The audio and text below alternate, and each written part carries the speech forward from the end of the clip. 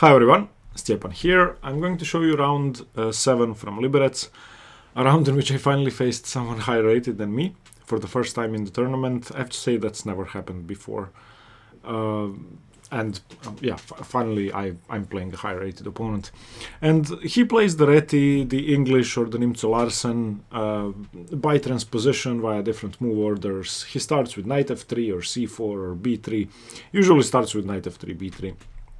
And if you are familiar with my repertoire, my main repertoire, then you know that I try to play the London system in reverse if I can. And having learned my lessons in several games where I lost, namely in the Belgrade Open, Serbia Open, played in Belgrade last summer, where I lost 2 games in 4 rounds. In this exact opening, I studied it a lot and now have a lot more experience. And this game is interesting because neither player really made mistakes. You could argue that my opponent had a chance to gain the initiative at one point. That's what I'm going to be discussing. But other than that, I think we both played pretty well. Let me show you what happened. Okay, knight to f3 played by my opponent, d5.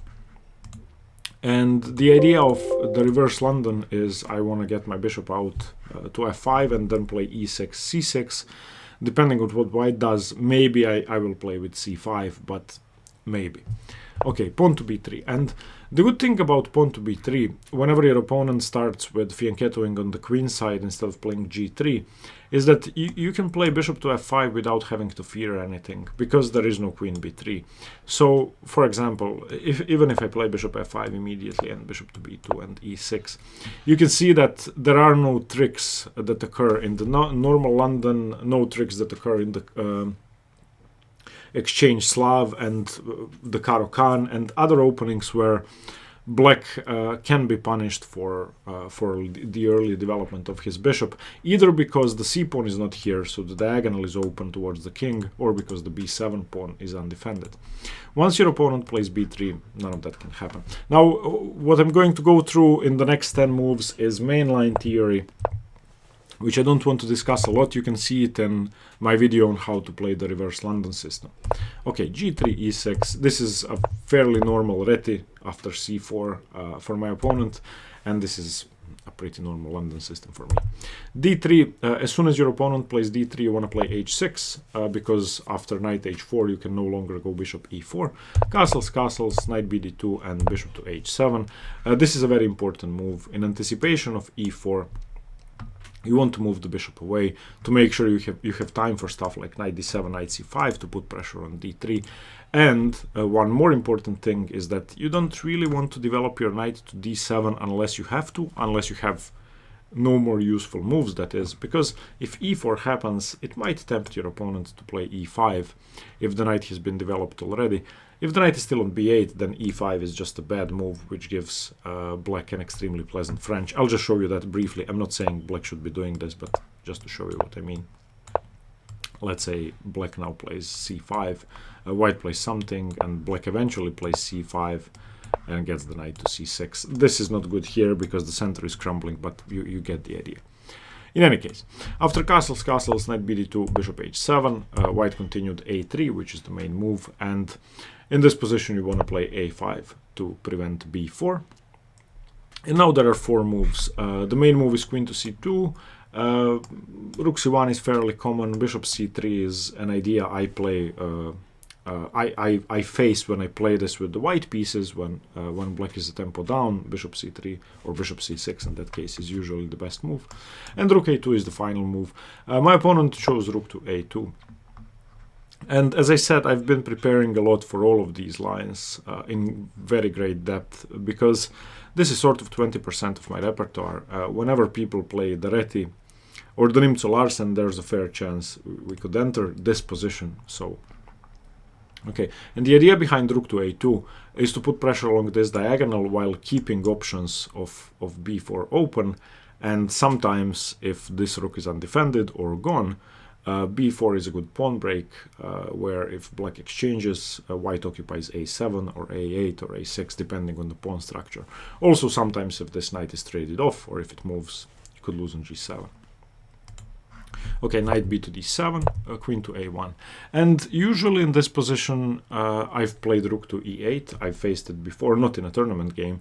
You can also play b5, but b5 is the simplest of the moves, and after the trade, usually something like this is going to happen, where a lot of pieces are going to be traded off, and white is going to be playing for the c5 and the a5 squares.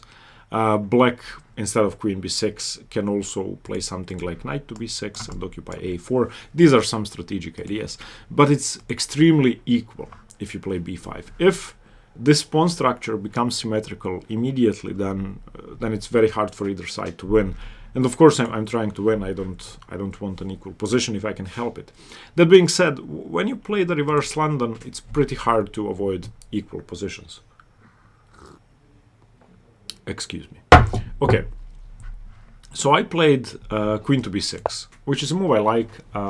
It puts pressure on this diagonal. Sometimes there are ideas with knight g4 and bishop to c5, which makes it extremely hard for white to move two of his pieces, the knight on d2 and the rook on f1. And most people don't know how to play against this move.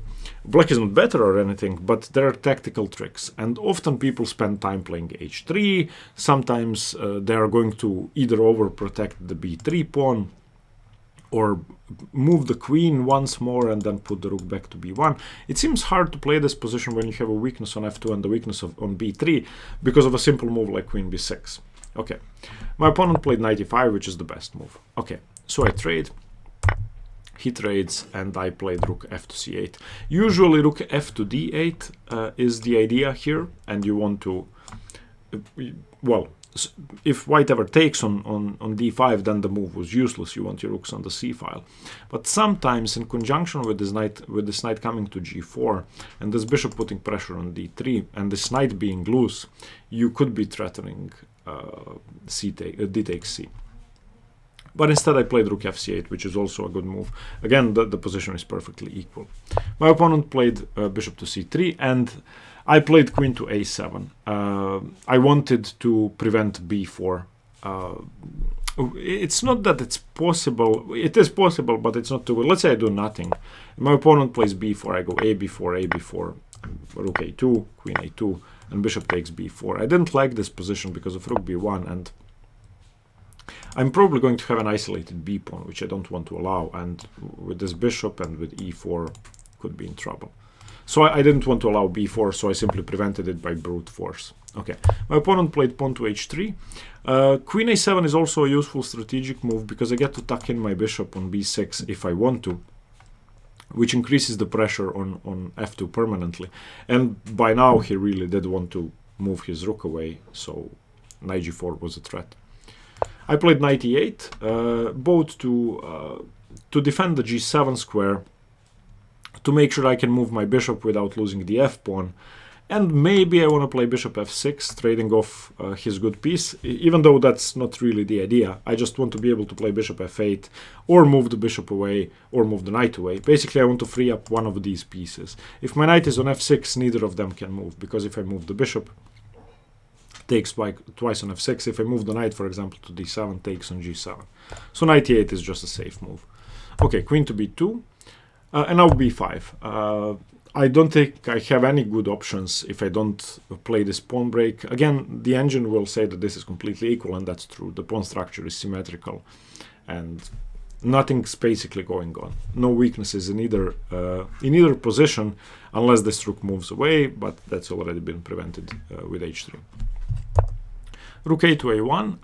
The engine says black is slightly better here, minus 0.5, but that's really not an advantage.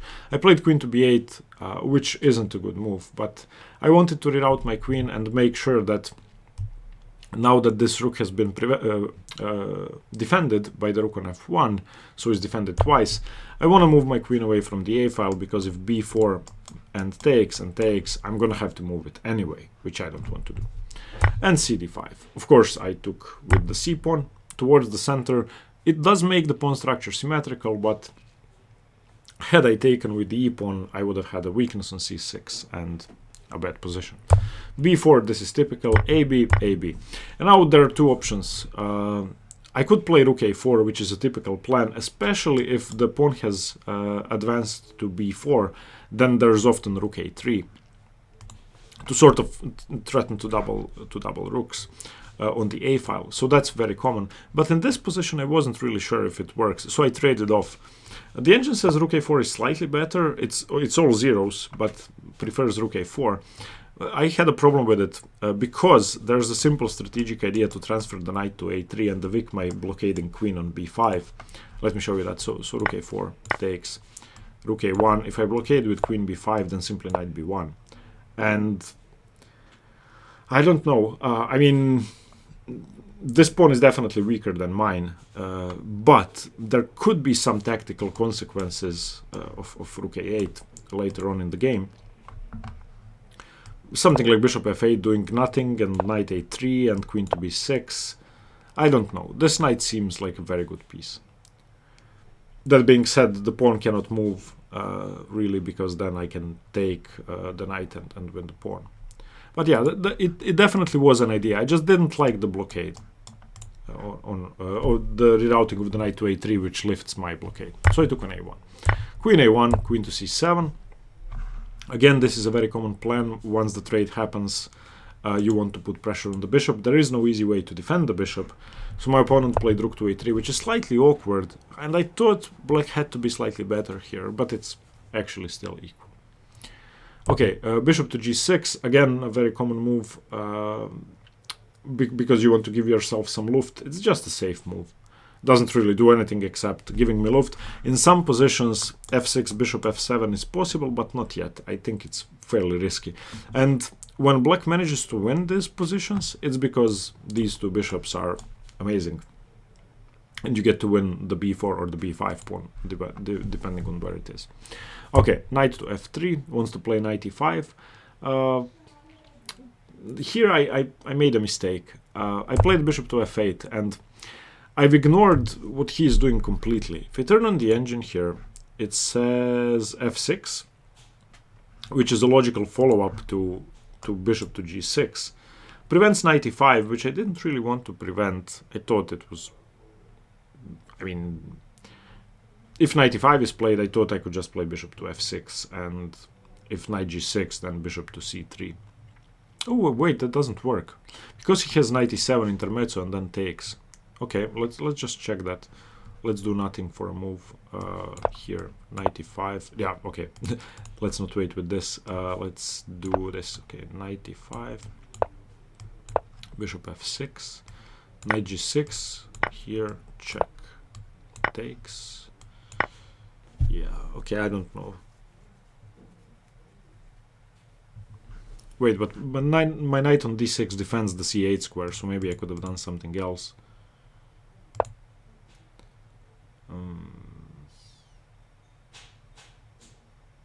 No, that still leads to the same position, except I lose the exchange. So okay, maybe that was possible, but either way, I should have played pawn to f6. I played bishop to f8, and now there's a problem, and this is the position in which I think my opponent could have gained some initiative, and he could have gotten a better position. And this is the first time in the game that someone could have gained a real edge. So try to pause the video and try to analyze the position and figure out what you would do with white. I think it's an interesting strategic concept. Okay, so there's only two points of contact basically between black and white, and that's the c file and the a file.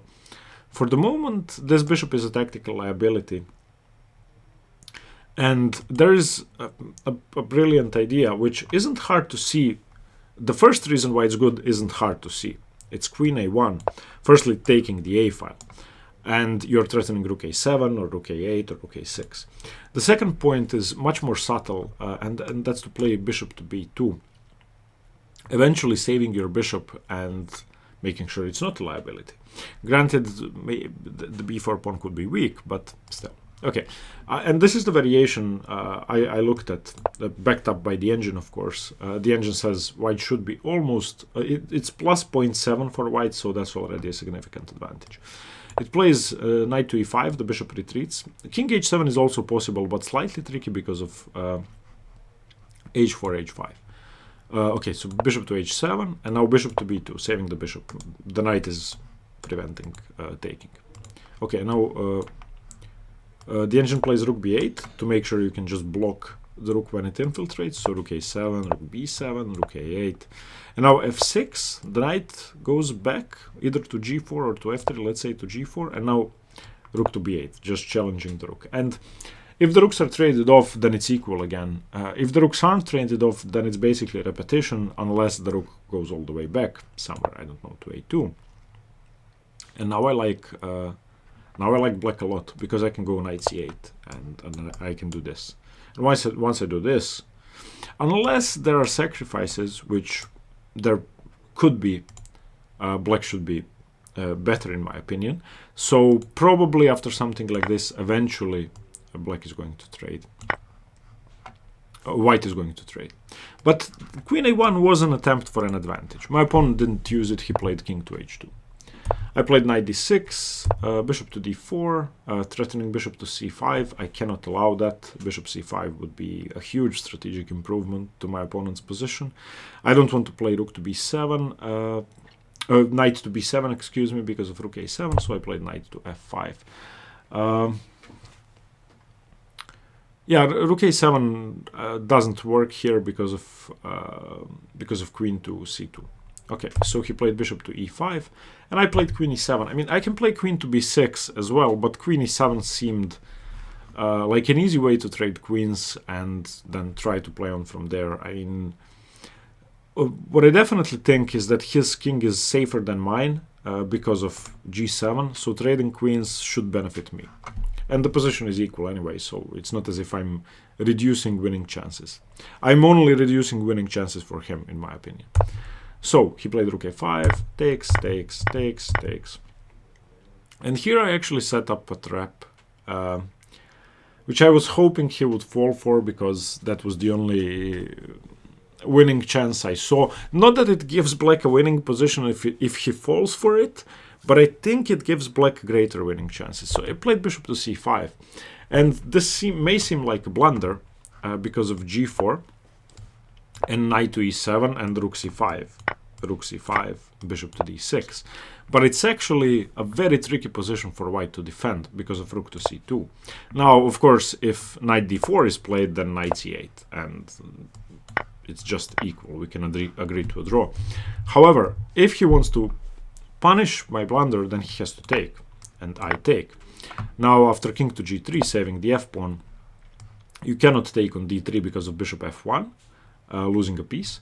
So you play something like rook to c2 and then here. And I think it's possible for black to play for a win here. The engine says it's all zeros. If anybody is better, it should be black, like minus 0.2. And it should be a draw. But if I have to choose sides, I choose black, definitely. But after knight e7, my opponent didn't go for that. He thought for some time. I'm going to say for 10 or 15 minutes. But it's obvious that there are... Why would he go for that? He can only lose that position. There's basically no way for white to win. So he played king to g3, simply defending his f-pawn. And now it's just a draw. I played king f8. He played knight to d4. I took f6. Rook to b7, threatening bishop b2, bishop a3. So I played bishop e8, bishop b2, and bishop c6. Rook a7, rook a8, trade, f4, king f7, h4, bishop c6. This is just it's just a draw. There's no way to make a passed pawn. He has the bishop pair, but all the pawns are on one side, so my knight is just as useful as a bishop. Bishop a3. I was waiting for him to offer a draw here because he's the higher rated player, but we played on for a few more moves. e3, bishop b5, e4, d4, d4, bishop c4. Nothing was really going on, and yeah, I don't have anything to say about this position. It's just a draw. I managed to set up a blockade, so his king can never enter the position. Obviously, not that anything would change if it did, but you can see that there are no squares for the king unless he wants to give up this bishop for this knight. In which case, it's an opposite colored bishop endgame, and that's actually exactly what happened. So this was the end of the game. Here he offered the draw, and obviously I accepted. This cannot be won. There is no way to win this position. I don't think you can blunder even. So yeah, it was a draw. And as I said, the only attempt for an advantage I think was here with this move queen to a1, which I saw. I mean, I saw he could play queen a1, but I thought because of the tactical problems with the bishop, I should still be okay, and I am still okay, but white should be slightly better. So yeah, this was round 7. It was a long game. We both were fairly low on time by the time we reached the end game, because there were some tactical problems with, for example, queen c2 infiltrations for me and stuff like that, and of course the problems on f2 and on b3 early on in the game. Yeah, okay. Tomorrow I'm going to show you round 8. I hope you got something from this game, especially if you played the London system or if you played the Reti. There are strategic ideas which you could definitely improve on in advance, and I lost 2 games, as I said, during last summer, which I never would have lost them the same way today. It's just because of experience, and experience I got studying outside of tournament play. So if you play either of these, study them. Okay, thank you for watching. Stay tuned for more chess. See you tomorrow. Bye bye.